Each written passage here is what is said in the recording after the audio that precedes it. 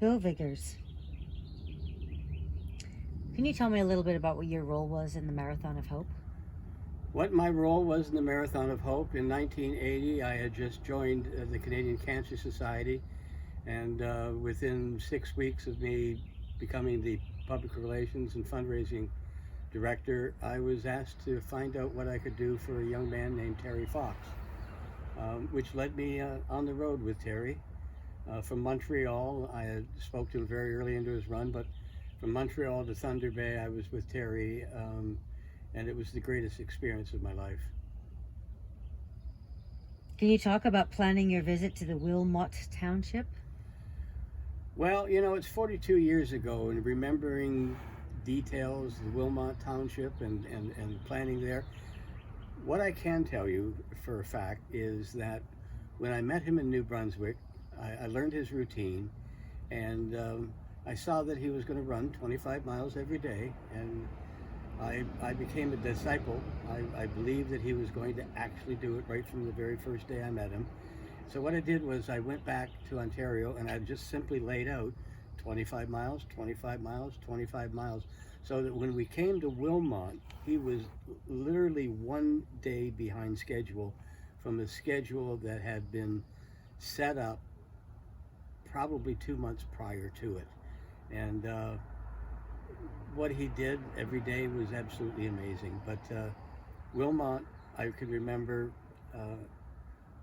extremely hot. Yes, it can get very hot there. Um, what did you feel when you saw and heard the response from the people in Wilmot?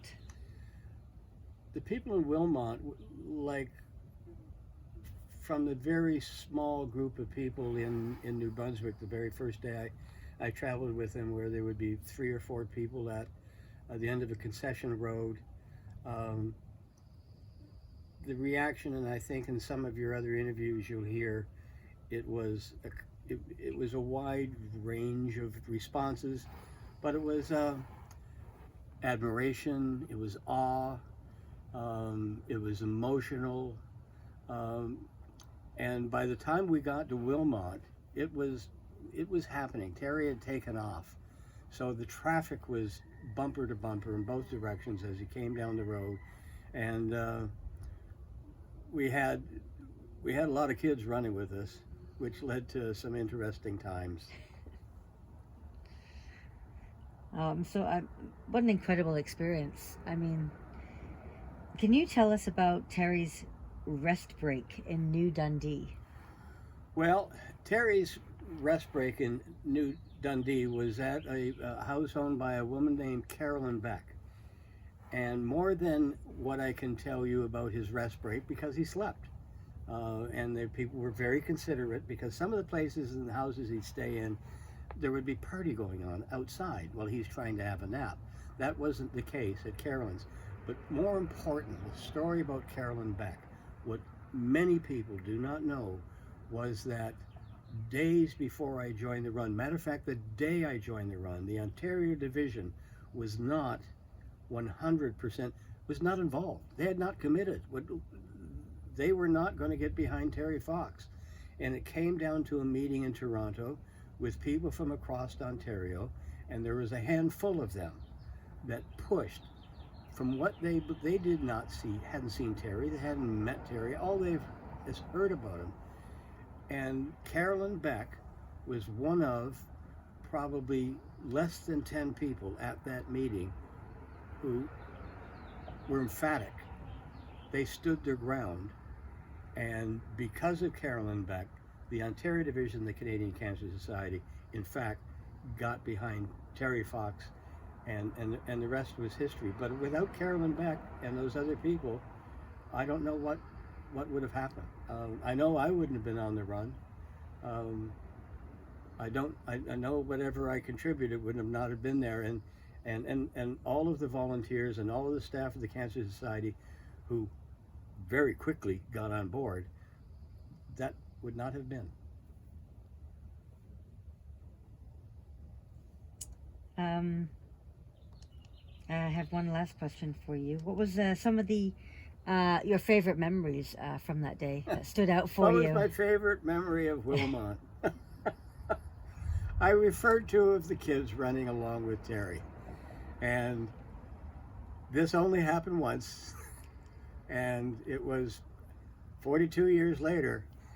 There was one kid who would not stop running next to him.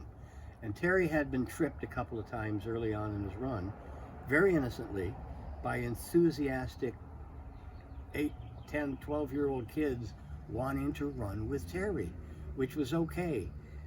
But what we would say is, you've got to run back, a distance from him. Please don't get near to him. For some reason, kids would not listen to Doug and Daryl, and I think it was the age difference. But in Wilmot, or someplace in that very close vicinity, we were at an intersection, we were at a rest break, and I had told this kid probably 5 times in every way I could, nice, angry, strict, pleading. Finally, I leaned down to him and I said, I'm calling the cops on you if you get near to him one more time. But what happened was, with great authority, I spun around and ran smack dab into a telephone pole. There goes authority. Thanks, Wilmot. You really were an embarrassment for me. Me. And by the way, I want to mention this shirt. I'd be wearing the 2022 Terry would say, if I have to quit, it's not going to be because I have to. And I keep giving my shirts away to friends who have cancer. And I've given the new one that I had away already. But this is my favorite, and this is how I remember Terry. The smile. Have a great run, and thank you, Wilmot, for everything you've done for Terry over the years. Nigel, number 1. Thank you. You're welcome.